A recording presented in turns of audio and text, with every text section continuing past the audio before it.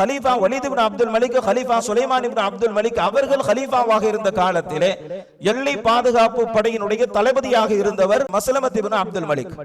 மஸ்லமத் இப்னு அப்துல் மலிக் அவர்களோடு நடந்த ஒரு பிரபலமான ஒரு சரித்திரம் பல நூட்களிலே குறிப்பிடப்படுகிறது. குறிப்பாக இப்னு மந்தூர் அவர்கள் தன்னுடைய முக்தசர் தாரீஹ் திமிஷ்க் என்கின்ற கிதாபிலே இந்த நிகழ்ச்சியை சொல்லுகிறார்கள். மஸ்லமா இப்னு அப்துல் மலிக் எல்லை பாதுகாப்பு படை தளபதியாக இருக்கிறார். ரோமாபுரியினுடைய ஒரு மிகப்பெரிய கோட்டையை முற்றுகையிட்டு உள்ளே செல்ல வேண்டிய ஒரு நிலை. இந்த கோட்டையினுடைய கதவை நம்மால் திறக்க முடியவில்லை.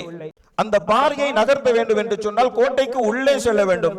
உள்ளே செல்வதற்கு ஒரே ஒரு வழிதான் இருக்கிறது. நகரத்தினுடைய கழிவு நீர் எல்லாம் வெளியேறக்கூடிய அந்த கால்வாய் இருக்கிறது. நம்முடைய பாஷையில் சொல்வதாக இருந்தால் பாதாள சாக்கடை.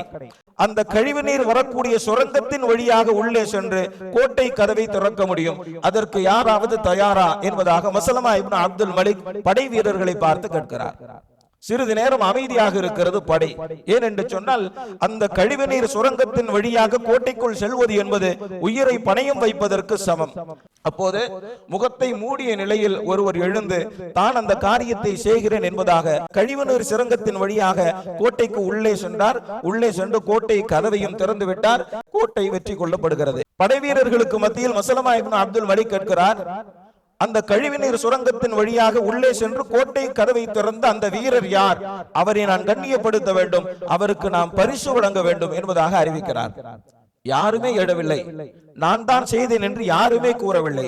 அந்த காரியத்தை செய்தவர் யாரோ அவர் என்னை இரவாக இருந்தாலும் பகலாக இருந்தாலும் என்னை வந்து சந்திக்கட்டும் என்பதாக அறிவிப்பு செய்துவிட்டு படை தளபதி போகிறார்.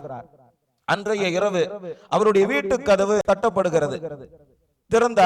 திறந்தால் ஒருவர் நின்று கொண்டிருக்கிறார்.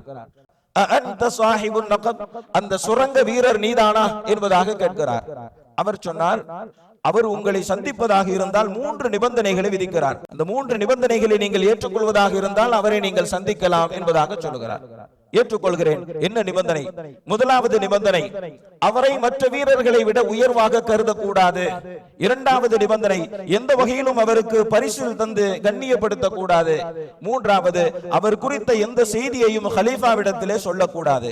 3ஐயும் தான் ஏற்றுக்கொள்வதாக சொல்லுகிறார். அப்போது அவர் சொல்லுகிறார், நான் தான் அது.